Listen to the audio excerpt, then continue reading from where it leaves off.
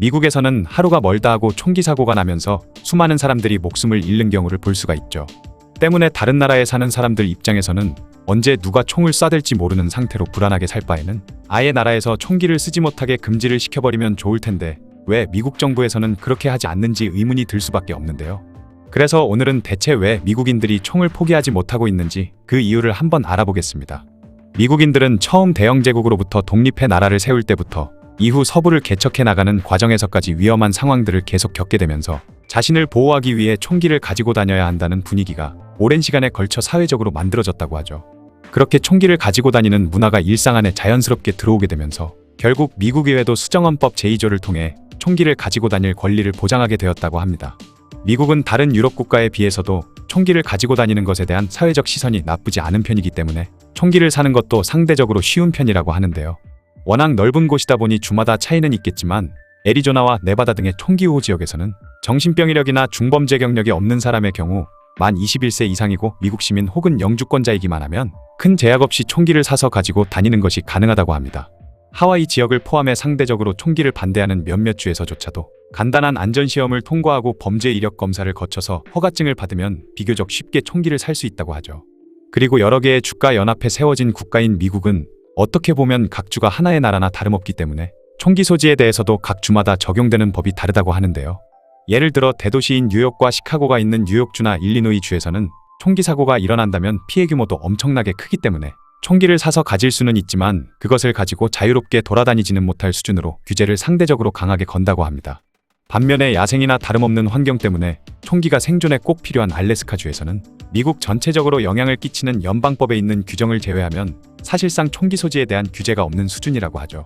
때문에 미국 정부에서 총기 소지 규제를 하려고 한다면 각 주의 정부는 자신들의 권리를 침범하는 일이라며 크게 반발할 것이라고 합니다.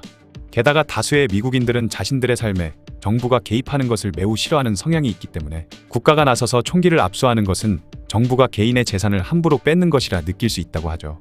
자본주의와 총기 문화가 오래전부터 있었던 미국에서는 총기 또한 엄연한 사유재산에 속하기 때문에 국민의 사유재산을 국가가 어떻게 해서는 안 된다는 것인데요.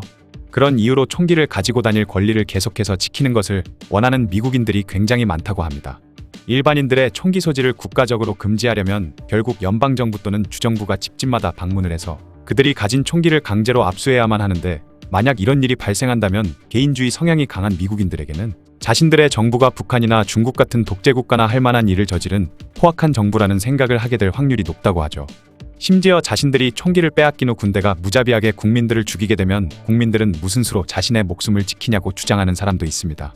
안 그래도 몇몇 미국인들 사이에서는 연방정부가 일반인의 총기를 강제로 압수하고 독재국가로 바뀔지도 모른다는 터무니없는 음모론이 퍼져 있는 상황인데 만약 정말로 정부에서 총기를 압수해버리는 행동을 하면 미국 전역에서 동시에 폭동이 일어날 수도 있다고 하네요.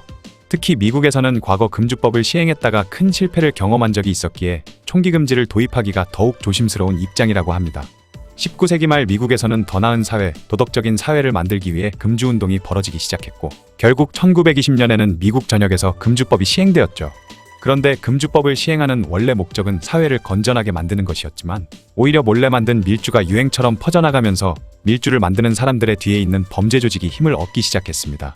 그 결과 알카포네 같은 거물 마피아가 전국 단위로 설치고 다니면서 연방행정은 마비되었고 그로 인해 1929년 세계대공황이 일어났을 때 미국의 행정부가 대공황에 제대로 대처하지 못하는 참사로까지 이어졌죠. 그때의 일들은 미국인들에게 아직도 커다란 흑역사 중 하나로 남아있기 때문에 총기 소지를 규제하자는 주장에 반대할 때 흔히 나오는 말이 니들 금주법 했다가 나라가 망할 뻔했던 꼴을 또 보고 싶냐 라고 합니다. 만약 연방 차원에서 민간인의 총기를 완전히 금지시키려 한다면 등록되지 않은 불법 총기를 거래하는 사람들이 더 많아질 것이고 그렇게 되면 합법적으로 총기 거래를 보장했던 시기보다 오히려 더 위험해지는 막장 국가가 될 가능성이 높다는 것인데요. 우리나라에 흔히 퍼져 있는 말 중에 미국 총기협회인 NRA의 영향력이 워낙 막강해서 그들이 매년 어마어마한 금액의 돈을 로비하고 있기 때문에 정치권에서도 함부로 총기 규제를 하지 못한다는 주장이 있죠. 실제로 전성기 시절 NRA의 자금 규모가 엄청났던 것은 맞고 이들이 쓰던 정치 자금의 규모를 생각하면 그럴듯한 의견처럼 보이기도 합니다. 하지만 이것은 반은 맞고 반은 틀린 말이라고 하는데요. 분명 NRA의 자금력 규모가 시민단체치곤 상상을 초월하는 건 맞지만 많은 시민단체가 그렇듯 NRA도 자금을 철저한 계획 없이 마구 쓰는 탓에 지나친 지출을 하면서 재정 상태가 그리 좋지 않아졌으며 대규모 전염병 사태까지 겪으면서 전성기 때에 비하면 지금은 자금력이 그리 좋지 못하다고 하죠. 물론 NRA의 파워가 자금력에서만 나오는 것은 아니라고 합니다. NRA에는 정치인들과 총기를 파는 총포상들만 있는 것이 아니라 유명 배우나 운동선수, 기업인 등 사회적으로 큰 영향력을 가진 사람들이 많기 때문에 NRA의 진정한 파워는 많은 사람들을 투표에 동원시킬 수 있는 것이라고 하죠. 실제로 NRA는 한국 노동조합들 중 가장 규모가 크다는 한국노동조합 총연맹과 전국민주노동조합 총연맹의 회원수를 합친 숫자보다 2배 이상 더 많기 때문에 그들이 투표에 끼치는 영향력이 어마어마하다고 합니다. 아무리 미국 선거가 간접 선거라고 하더라도 이 정도 숫자라면 정치계에서도 NRA를 신경 쓰지 않을 수가 없다는 소리죠. 하지만 NRA가 신경이 쓰이긴 해도 미국 정부가 총기 규제에 나서지 않는 근본적인 이유는 미국의 국민들조차 규제에 대해 반대하는 의견이 많기 때문이지 단순히 총기 협회를 의식해서 그런 것은 결코 아니라고 합니다.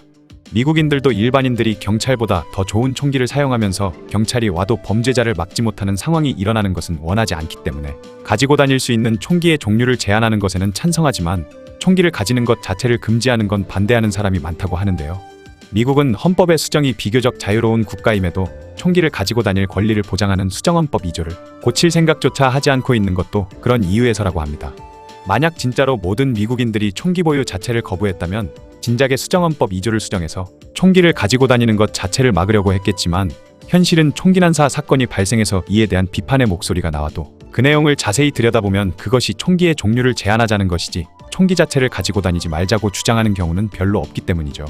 게다가 미국은 워낙 땅덩어리가 넓은 나라이다 보니 총기를 가진 상대로부터 위협을 받게 되었을 때 경찰이 빠르게 달려와서 자신의 생명을 구해줄 거라 보장하기가 어렵습니다. 그렇기 때문에 범죄로부터 자신들을 구해줄 수 있는 가장 좋은 수단은 바로 총기뿐이라고 생각하는 사람들이 많기 때문에 미국인들이 총을 포기하는 상황이 오는 건 거의 불가능하다고 봐야 될 것 같네요.